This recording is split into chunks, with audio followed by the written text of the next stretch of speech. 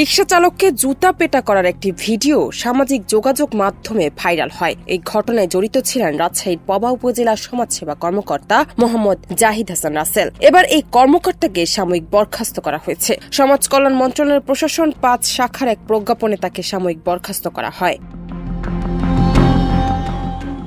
রাষ্ট্রপতির আদেশক্রমে প্রজ্ঞাপনে সই করেন সচিব ড মোহাম্মদ মহিউদ্দিন। প্রজ্ঞাপনের কপি সমাজ কল্যাণ মন্ত্রণালয়ের ওয়েবসাইটে প্রকাশ করা হয়েছে। এতে বলা হয়েছে, রিকশা চালককে নির্দয়ভাবে প্রহার করার ভিডিও সামাজিক যোগাযোগ মাধ্যমে ভাইরাল হয়েছে এবং বিষয়টি নিয়ে গণমাধ্যমে সংবাদ প্রকাশ হয়েছে। এই ধরনের আচরণ সমাজ কল্যাণ মন্ত্রণালয় ও সমাজ কল্যাণ অধিদপ্তরের ভাবমূর্তি চরমভাবে ক্ষুণ্ণ করেছে। সরকারি কর্মচারী হিসেবে তার এই ধরনের আচরণ অশোভনীয়, অসংগত, চাকরি শৃঙ্খলা পরিপন্থী এবং শাস্তিযোগ্য অপরাধ।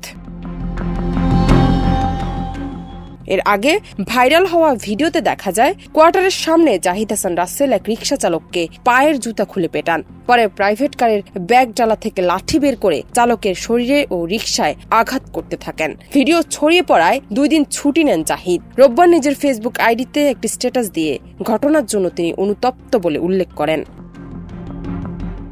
জান্নাত নিপু, দেশ রূপান্তর।